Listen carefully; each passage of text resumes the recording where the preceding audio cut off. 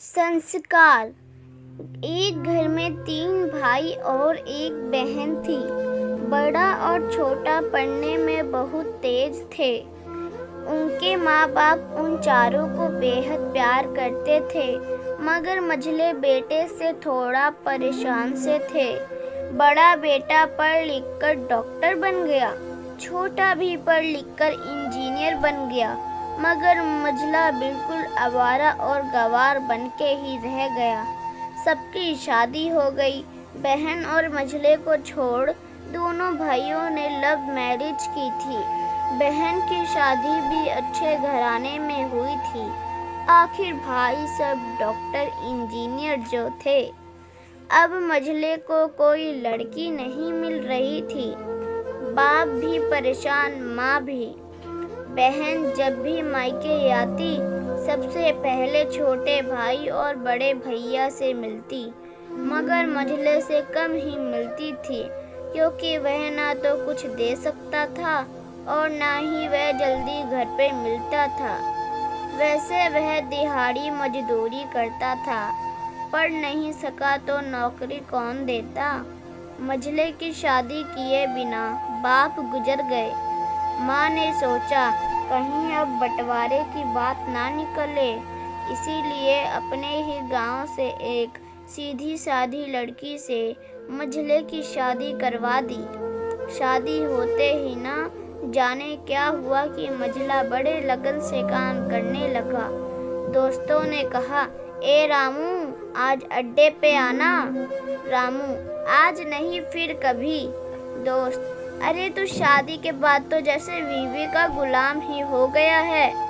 रामू, अरे ऐसी बात नहीं, कल मैं अकेला एक पेट था तो अपने रोटी के हिस्से कमा लेता था, अब 2 पेट हैं, आजकल और होगा।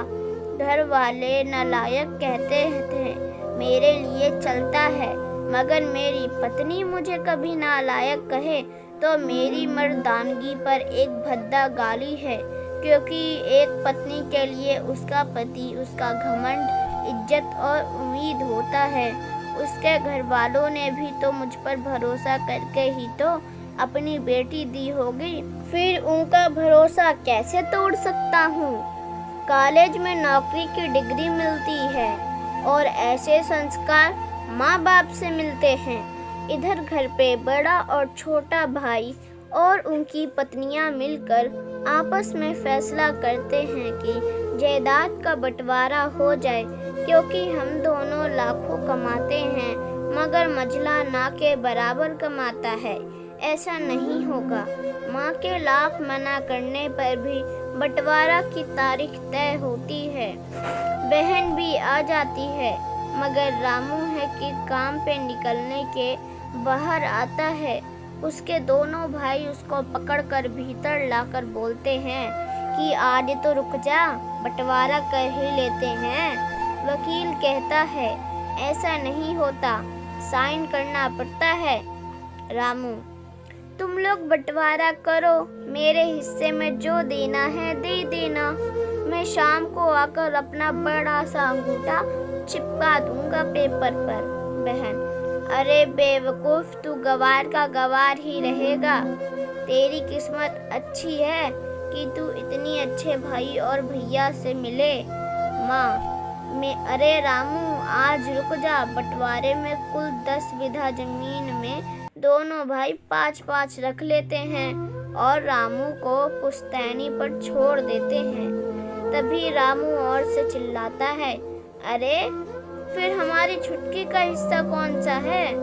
दोनों भाई हंसकर बोलते हैं, अरे मूर्ख, बंटवारा भाइयों में होता है और बहनों में के हिस्से में सिर्फ उसका मायका ही है। रामू, ओहो, शायद पढ़ा लिखा ना होना भी मूर्खता ही है। ठीक है, आप दोनों ऐसा करो, मेरे हिस्से की वसीयत मेरी बहन छुटकी के नाम कर दो। दोनों भाई चकित होकर बोलते हैं, और तू? रामू माँ की ओर देख के मुस्कुराता बोलता है, मेरे हिस्से में माँ है ना। फिर अपनी बीबी की ओर देखकर बोलता है मुस्कुरा के, क्यों नंदिनी जी, क्या मैंने गलत कहा? नंदिनी अपनी सास से लिपट कर कहती है, इससे बड़ी वसीयत क्या होगी मेरे लिए कि मुझे माँ जैसी सासू मिली और बाप जैसा ख्याल रखने वाला पति। बस यही शब्द थे जो बंटवारे को सन्नाटा में बदल दिया। बहन दौड़कर अपने गंवार भैया से गले लगकर रोते हुए कहती है कि माफ़ कर दो भैया मुझे, क्योंकि मैं समझ न सकी आपको। रामू, इस घर में तेरा भी उतना ही अधिकार है जितना हम सभी का है।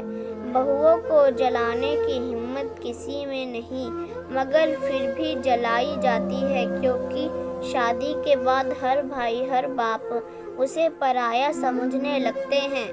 मगर मेरे लिए तुम सब बहुत अजीज हो, चाहे पास रहो या दूर।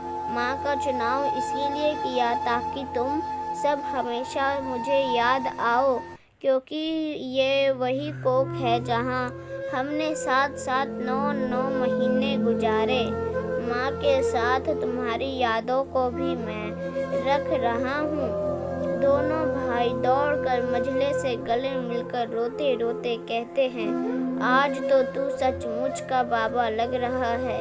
सबकी पलकों पे पानी ही पानी। सब एक साथ फिर से रहने लगते हैं। दोस्तों, उम्मीद करती हूँ कि यह कहानी आपको पसंद आई होगी। अगर पसंद आई हो तो कृपया लाइक और सब्सक्राइब करना ना भूलें। धन्यवाद। और इस कहानी पर अपनी राय देते हुए कमेंट ज़रूर करना।